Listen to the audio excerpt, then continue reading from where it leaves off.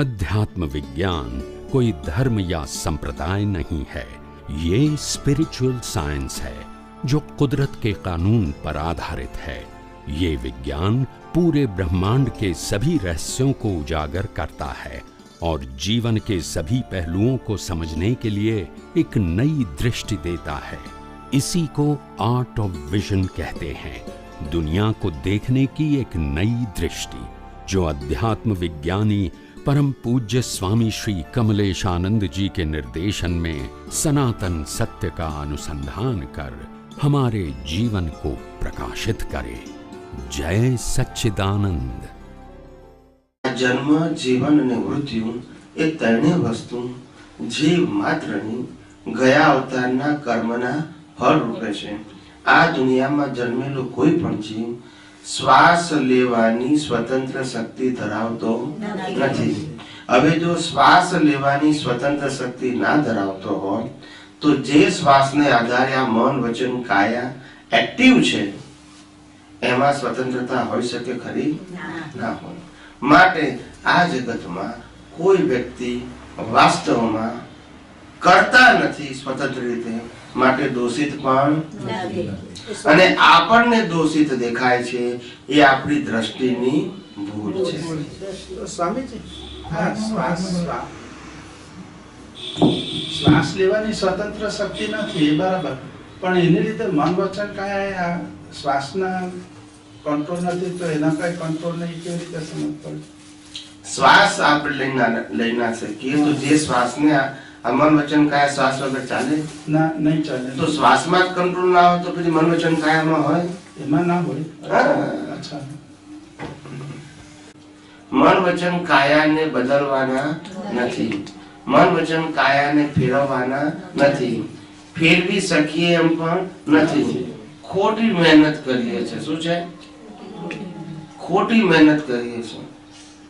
અત્યારે તો હું કળિયુગમાં ફેમિલી લાઈફમાં જોઉં છું ને, તો હસબન્ડ વાઈફને ફેરવવા પ્રયત્ન કરે, વાઈફ હસબન્ડને ફેરવવા પ્રયત્ન કરે, છોકરા મા બાપને બદલવા જાય, મા બાપ છોકરાને બદલવા જાય, સાસુ વહુને બદલે, વહુ સાસુને બદલે।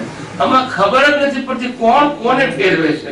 બધા ફર કરે છે ભૂંગળી, પાછા હતા ત્યાં। તારે જ્ઞાની કે છે શું કામ પણ આટલી આવડી મહેનત કરે છે? તારી દ્રષ્ટિ ફેરવ ને, બીજાને ફેરવ્યા કરતા। જેવી દ્રષ્ટિ એવી દ્રષ્ટિ બદલવી ભાઈ।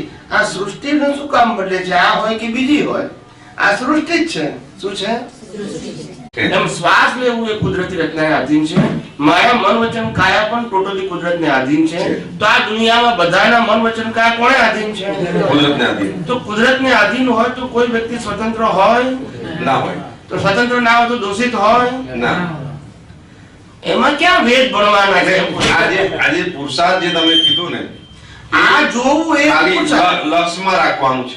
આ તમને સંજોગોમાં કુદરતી રચના જોતા આવડે એટલે કોઈ વ્યક્તિ તમને કરતા દેખાય નહીં અને કોઈ વસ્તુની તમને માલિકી ના દેખાય તો જાણવું કે આપણી દ્રષ્ટિ કરેક્ટ છે। બરાબર। આ દ્રષ્ટિનો પ્રયોગ છે, મન, વચન, કાયાની ક્રિયાનો પ્રયોગ નથી। એટલે મતલબ કે છૂટા ભણવું અને સાથે સાથે આ જે થઈ રહ્યું છે કુદરતી રચનાને આધારે થઈ રહ્યું છે એ કોન્સ્ટન્ટ મારી હાજરી હોવી, સમજની હાજરી હોવી। હા, એને ફીલ થવું જોઈએ કે ભાઈ આ હું બોલી ગયો એ તમને એક જ સેકન્ડમાં આ બધી જ વસ્તુ સમજાઈ જાય। એક જ સેકન્ડમાં બોલતા મને વાર લાગે, 5 મિનિટ થાય, 10 મિનિટ થાય, પણ સમજણમાં એક જ સેકન્ડમાં આ આખી પ્રોસેસ સમજાઈ જાય કે ભાઈ આ શ્વાસ કુદરતી રચના છે, વિચાર કુદરતી રચના છે, વાણી કુદરતી રચના છે, ક્રિયા કુદરતી રચના છે, એમ સાંભળવાના મન, વચન, કાયા પણ કુદરતી રચના છે। અને સમજવા માટે કલાકોના કલાકો ના જોઈએ, પણ આની જાગૃતિ સતત રહેવી જોઈએ। વળી પાછું બુદ્ધિ બતાવે આ ભાઈ તો જાણી જોઈને આવું કરે છો, બરાબર, એવું બુદ્ધિ બતાવે, પાછું ફેરવી નાખવાનું। જાણી જોઈને એટલે શું? એની પાસે સત્તા છે ના? તારી દ્રષ્ટિ ફેરવ, એને ફેરવવાનો નથી। સમજાય છે કે નહીં? કોઈ અડચણ કઈ કરતો હોય તો એને સુધારવા માટે કહેવાય કે કહેવાય પણ એવું છે ને, આપણે પડીકી ખાતા હોય ને તો છૂટતી નથી. આપણે સુધરી ના શકીએ તો બીજાને શું સુધારી શકવાના હતા? માટે એવા પ્રયોગોમાં પડવાની જરૂર નથી. આપણી દ્રષ્ટિ સુધારો બહુ થઈ ગયું. કોઈને સુધારવાની જરૂર નથી અને સુધરી શકે એમ છે પણ નહીં. નિમિત્ત હોય તો સુધરે, પણ નિમિત્ત હોય તો, નહીતર તો પછી સુધારવા બહુ પ્રયત્ન કરો તો પછી એને લાગે અમને કચકચ કરવાની ટેવ પડી ગઈ. શું છે? મોટા સુધારવા આયા, એના કરતા તેરી બી ચૂપ મેરી બી ચૂપ, આપણે આપણું કામ કરવું ને. આપણે ક્યાં એવોર્ડ લેવો છે કોઈને સુધારવાનો? આપણે દ્રષ્ટિ સુધારવાનું નહીં, એટલે ખાલી કઈ અડચણ કરતા છે કે આ જરા એટેચમેન્ટ ને કારણે એ થાય છે. એ જે કહે છે એમનું કહેવાનું એ એટેચમેન્ટ છે તો થાય છે.